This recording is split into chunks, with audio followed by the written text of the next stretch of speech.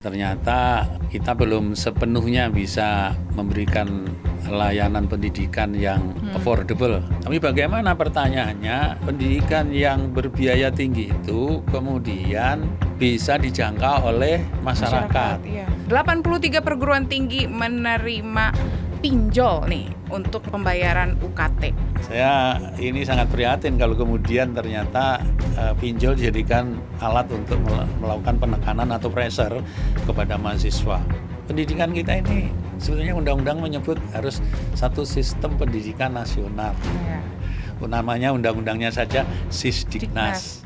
Bullying juga terjadi di sebuah lembaga satuan pendidikan yang oleh masyarakat dianggap ini adalah lembaga atau satuan pendidikan elit. Sudut Dengar Parlemen. Halo, apa kabar? Kembali lagi di Sudut Dengar Parlemen. Udah lama ya nggak ketemu. Nah, ketemu lagi nih sama Nadia Kanaya. Kita mau membahas sesuatu yang lagi rame di sosial media. Seperti biasa, yang rame-rame pasti ada di SDP. Nah, kita mau bahas kalau kemarin tuh marak banget sama informasi soal bullying di sekolah. Sebenarnya kita sudah pernah membahas, tapi kita bahas lagi karena mencuat lagi dan sepertinya ini memang menjadi hal yang harus diperhatikan oleh pemerintah, orang tua, dan murid-murid juga, siswa-siswa juga, karena itu hal yang tidak baik dan masih banyak dilakukan di sekolah-sekolah, bahkan dari yang tingkatan SD sampai yang SMA pun ada gitu. Nah, selain ngomongin bullying, Nadia juga mau membahas yang sempat rame di awal 2024 tentunya tentang pendidikan ya. Itu soal pinjol masuk kampus. Wow, gimana ceritanya pinjol masuk kampus? Apa kabar dengan beasiswa-beasiswa kita? Apa kabar dengan KIP kita? Nah, kita bahas. Seperti biasa, sudah ada anggota Komisi 10 karena kita akan membahas pendidikan. Yang menemani Nadia ada Profesor Zainuddin Maliki, anggota Komisi 10 dari Jatim 10. Jatim 10. Assalamualaikum. Waalaikumsalam warahmatullahi wabarakatuh. Bagaimana Jatim? Apakah hujan deras kemudian banjir, Prof, di sana? Ya, di dapil saya masih ada daerah banjir. Oh iya.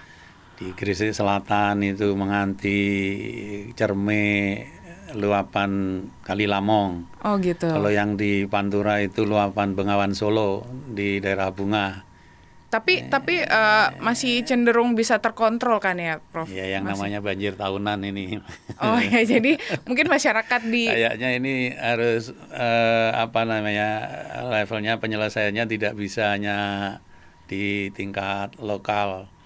Tapi harus juga ke pusat. saya kira sudah nasional juga ini. Nah, berarti stakeholder terkait boleh langsung melihat ke Jatim 10 bagaimana kondisi terkini yang ada di sana ya. Iya. Apalagi di musim puasa seperti ini jangan sampai jadi menghambat ibadah masyarakat yang ada di Jatim 10. Nah, kita tidak mau membahas banjir, Prof, karena kita mau membahas pinjol masuk ke kampus. Gimana ini, Prof? Kalau melihat keramaian yang kita temuin di awal 2024 ini.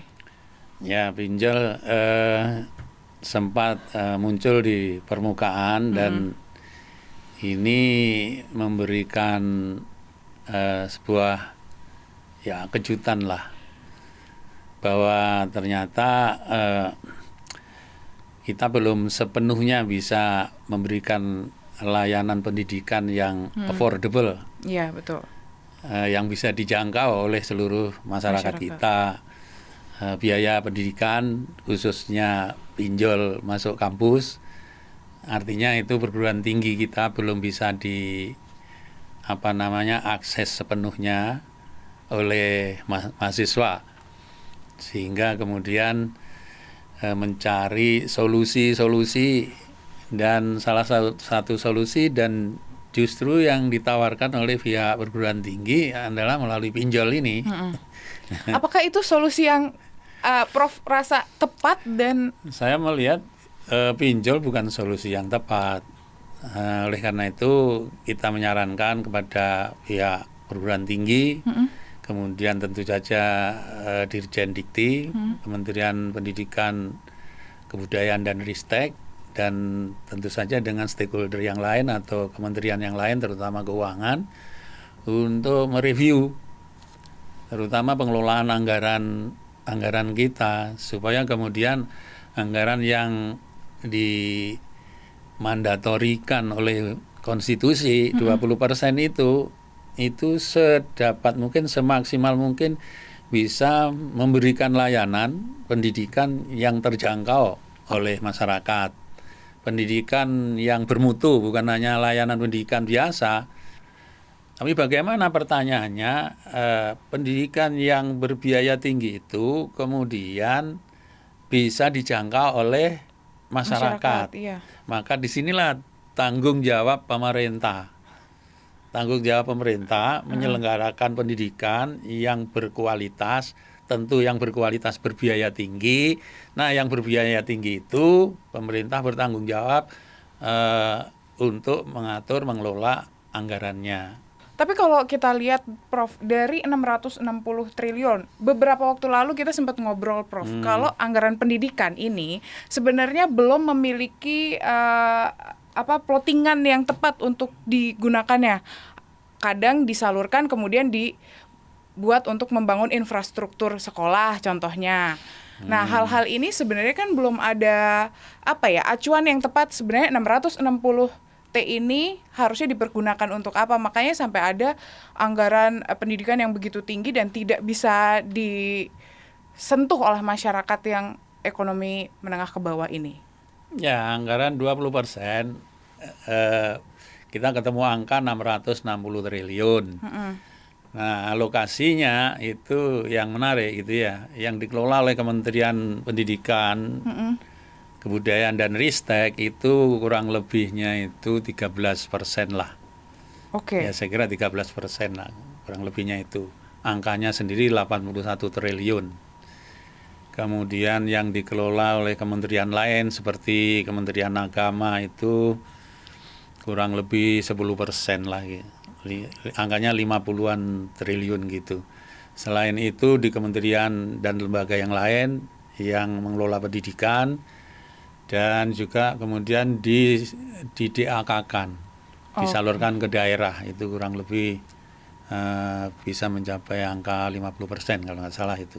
Nah, pemecahan ini yang menjadi sebetulnya itu yang juga harus dikaji lebih seksama lagi. Itu di mana yang harus kita prioritaskan supaya kemudian kita menutup katakanlah daerah kita tutup, tapi di pusat ada yang masih harus di lubangnya harus ditutup. Antara lain termasuk yang biaya pendidikan tinggi yang masih terlalu mahal sehingga banyak mahasiswa yang juga tidak bisa memenuhi kewajiban bayar UKT-nya, seperti itu. Saya kira inilah yang harus menjadi perhatian, bagaimana mereview distribusi dan alokasi anggaran 20% dari APBN itu. Oke, Prof, kita mau membahas dari pinjol ini ternyata sudah ada 83 perguruan tinggi. Wow, bagaimana sih sampai ada 83? Apakah ini sudah ada perizinannya, terus memang sudah ada aturannya sampai ada pinjol masuk di kampusnya? Kita bahas, jangan kemana-mana, tetap di Sudut Dengar Parlemen.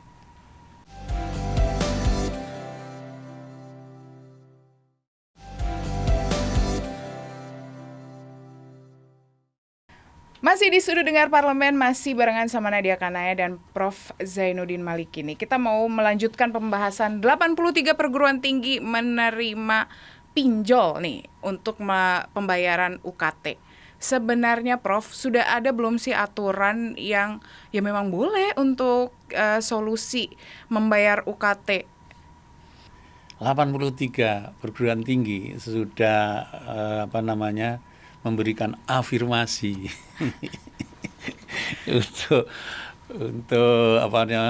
memberi kesempatan pinjol masuk ke kampus dan kemudian mahasiswa memanfaatkannya. Dan setelah kita pelajari dari pinjol ini, memang yang mungkin membuat mahasiswa yang merasa tidak punya jalan lain untuk memenuhi kewajiban pembayaran UKT-nya, itu memang paling gampang dengan pinjol. Cara singkat ya? Cara singkat main WA, main WA, foto, udah. Foto ya, tanpa melalui proses persyaratan yang rumit. Kalau pinjam ke bank nanti dia juga harus punya agunan dan seterusnya dan sebagainya. Nah ini kan sangat mudah sekali. Tetapi begitu dia dapat, bunganya yang luar biasa. Bunganya berapa nih Prof untuk? Bunganya sejauh yang saya dengar itu 1 bulan itu 1,7 sama 2% sebulan. Jadi 1 tahun bisa 20 sampai 24%. Itu tentu ini sangat berat menurut saya. Apalagi mahasiswa ini kan belum memiliki penghasilan yang tetap karena mereka dalam kondisi masih belajar, belum bekerja. Oleh karena itu, kalau toh pinjol ini sebagai sebuah alternatif, mungkin kita bisa meminta kepada Dana Cita yang di ITB itu, kemudian OJK yang berikan izin operasionalnya. Saya kira bisa meminta mereka untuk bisa enggak ini bunganya itu dibuat yang lebih manusiawi gitu ya. Tapi kalau untuk mahasiswa enggak punya semacam anggap aja itu sebagai CSR gitu ya. CSR, ya, sebagai betul. CSR, sehingga kemudian bunga yang diberikan kepada mahasiswa pemanfaat pinjol ini itu tidak dibebani bunga yang sangat tinggi gitu loh. Dan yang menurut saya itu lebih memprihatinkan itu kalau ada pihak dari perguruan tinggi memberikan semacam tekanan, pressure kepada mahasiswa, kamu kalau tidak memenuhi kewajiban UKT hanya ada 2 pilihan, 1 cuti, yang kedua pinjol, mengangsur, dan solusinya adalah pinjol. Nah, saya ini sangat prihatin kalau kemudian ternyata pinjol dijadikan sebagai alat untuk melakukan penekanan atau pressure kepada mahasiswa. Nah, sejauh ini gimana Kementerian Pendidikan? Ya kalau bisa pemerintah mengalokasikan, mempelajari distribusi alokasinya ya, anggarannya itu. Saya kira pola penggunaannya saja ya mungkin yang perlu dievaluasi. Misalnya selama ini ada KIP ya, KIP itu sudah menurut saya sangat bermanfaat ya. UKT dipenuhi, kemudian mahasiswa juga diberi living cost, biaya hidup. Nah, kalau kemudian masih ada mahasiswa yang bayar UKT saja tidak bisa terpenuhi, saya kira diprioritaskan saja dana alokasi untuk mahasiswa yang tidak mampu memenuhi UKT. Jadi living cost-nya misalnya ditinjau atau dikurangi jumlahnya. Itu ya. Sekian persen KIP kuliah dengan living cost, sekian persen yang cukup KIP saja tanpa living cost. Saya kira pola seperti ini juga bisa digunakan. Itu satu alternatif. Alternatif yang berikutnya misalnya Menteri Keuangan bisa mengalokasikan anggaran, mahasiswa mencari pinjaman bukan ke pinjol tapi kepada pemerintah. Jadi bolehlah kalau disebut dengan student loan itu. Gitu loh. Ini juga satu solusi. Artinya apa yang ditawarkan sama Menteri Keuangan yang terkait anggaran LPDP yang tadinya dihentikan kemudian mau dijadikan dana riset, kemudian ditawarkan untuk ya gimana kalau tidak kita pergunakan aja untuk student loan, itu sebenarnya bisa dong. Ya bisa juga. Tepat ya, untuk dipergunakan. Kan kita juga memang banyak hal yang harus kita pikirkan dalam dunia pendidikan. Kita meningkatkan jumlah student kita yang bisa mendapatkan pendidikan tidak hanya di dalam tapi juga di luar negeri dengan pendidikan yang bagus di tingkat S2, S3 dan seterusnya. Itu juga kemudian kita juga perlu membiayai riset dan seterusnya. Itu semua memerlukan, intinya pendidikan itu memang membutuhkan biaya tinggi. Artinya 20% alokasi APBN untuk pendidikan kurang? Kalau menurut saya sebenarnya 20% ini sementara cukup lah. Oh, cukup. Karena kalau kemudian dinaikkan nanti Yang lainnya jadi sektornya bingung. jadi bingung gitu ya.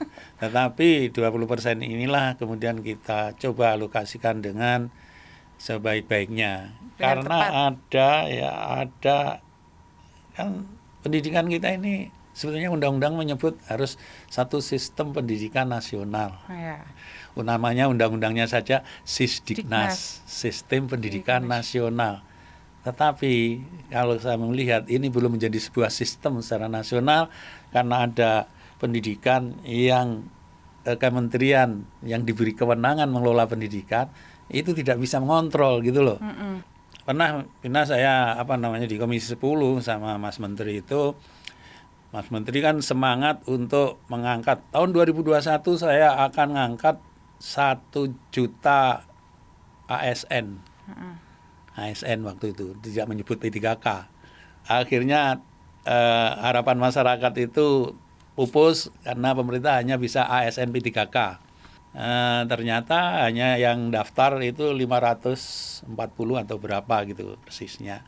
Dari yang mendaftar itu mengapa sedikit? Karena pemerintah daerah itu ragu nanti kalau diluluskan siapa yang memberikan gaji. Belum ada skema yang jelas. Belum yang jelas. Dari Menteri Keuangan bilang sudah dimasukkan dalam anggaran pendidik yang diberikan ke daerah melalui DAK itu. Iya.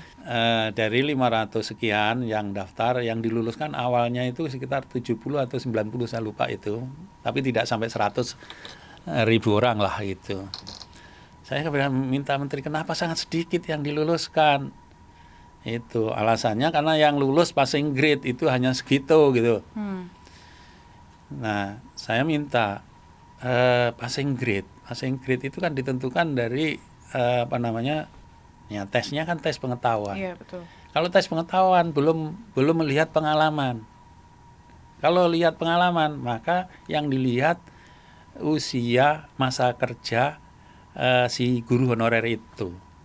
Kalau saya suruh memilih gitu yang punya passing grade dengan yang punya pengalaman, saya milih guru yang punya pengalaman. Karena guru yang punya pengalaman 10 tahun, 13 tahun itu passionnya jadi guru. Oke. Passionnya jadi guru. Dan anak didik kalau dididik oleh guru yang punya passion itu akan lebih bagus daripada guru yang hanya punya pengetahuan tapi belum punya pengalaman. Oke. Gitu. Oke. Jadi ini kita membahas soal pinjol, bonus ngomongin soal P3K guru. Kita balik lagi ya, kita masih mau membahas soal bullying nih di segmen 3. Jadi jangan kemana-mana, tetap di Sudut Dengar Parlemen.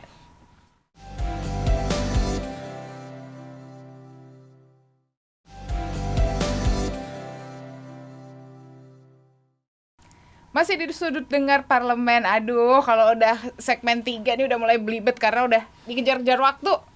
Ya. Prof, tadi ternyata belum selesai untuk penjelasan dari P3K ini ya? Gimana nih, Prof? Saya tidak ingin diskusikan P3K-nya sebetulnya dalam sesi ini loh ya. Yang saya ingin katakan adalah bahwa Menteri Pendidikan itu masih harus koordinasi dengan para pihak. Banyak kementerian lain. Ini menggambarkan, yang saya gambarkan bahwa Menteri Pendidikan itu juga kadang-kadang dia bimbang. Posisinya inferior menghadapi lembaga kementerian dan lembaga yang lain ini. Kita mau beralih ke bullying. Ini rame banget nih Prof kemarin ya kan Prof. Gimana nih Prof melihat sekarang bullying ini mulai marak di sekolah-sekolah. Bahkan sekolah taraf internasional pun yang terakhir kemarin juga ada. Baik. Tentu saya ikut prihatin ya melihat fenomena bullying di dunia pendidikan. Yang semakin saya sangat prihatin itu bullying juga terjadi di sebuah lembaga satuan pendidikan yang oleh masyarakat dianggap ini adalah lembaga atau satuan pendidikan elit. Ya, sekolah elit itu. Nah, masyarakat melihat elit itu dari si mana gitu loh. Saya khawatir juga para pihak melihat pendidikan itu mendefinisikan elit itu tidak menyentuh substansi dari pendidikan itu sendiri.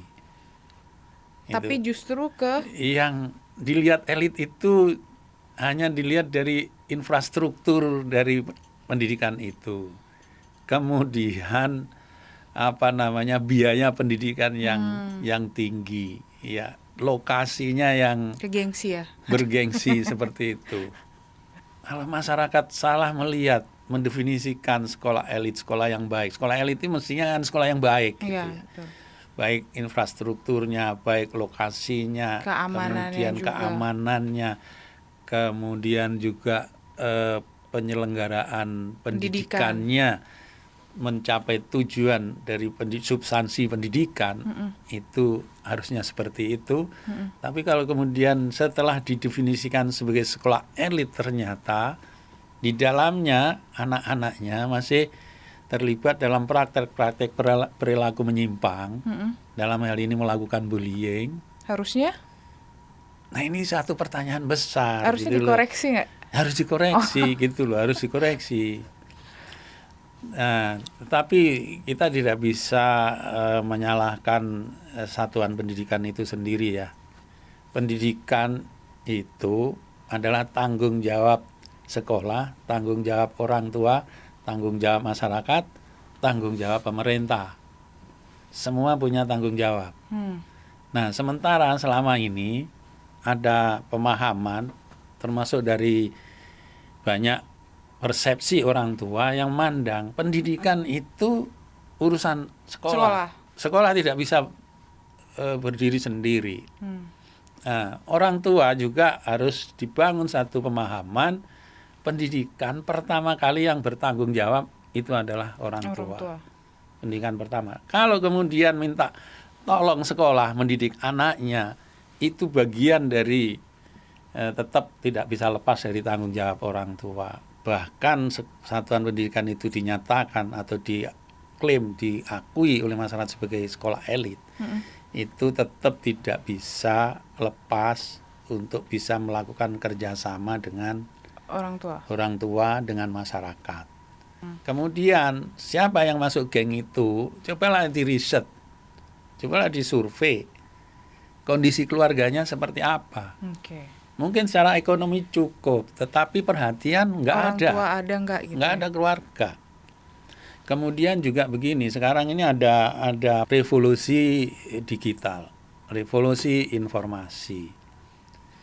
Itu dengan mudah menyebarkan pola-pola hidup, gaya hidup yang membuat orang kemudian punya impian-impian yang sangat tinggi. Itu yang disebut dengan demonstration effect. Efek dari penyebaran informasi tentang gaya hidup.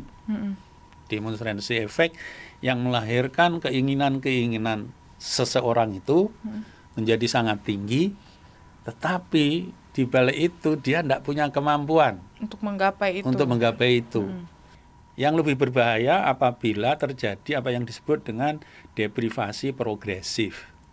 Keinginannya terus meningkat. Mengapa terus meningkat? Karena informasi yang masuk semakin banyak lewat teknologi digital yang begitu masif, keinginan terus, kemampuannya semakin turun. Maka terjadilah penyakit deprivasi relatif. Dan orang seperti inilah, anak-anak seperti inilah yang paling gampang kemudian terpancing untuk melakukan tindakan-tindakan atau perilaku menyimpang termasuk kekerasan.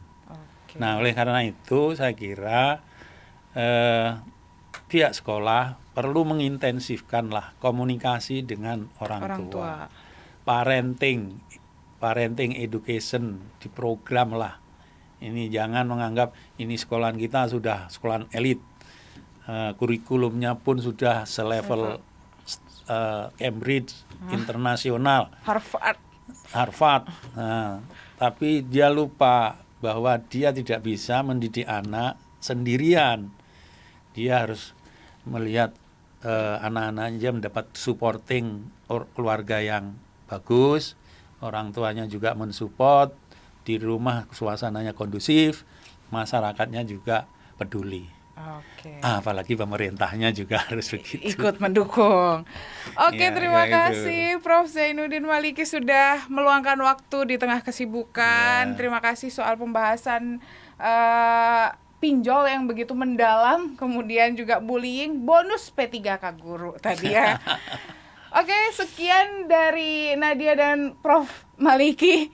Gimana nanti kita bahas lagi pendalaman terkait dengan pendidikan, dunia pendidikan. Nanti kita undang lagi ya Prof. Jangan ini ya, jangan ditolak ya undangan dari Nadia ya.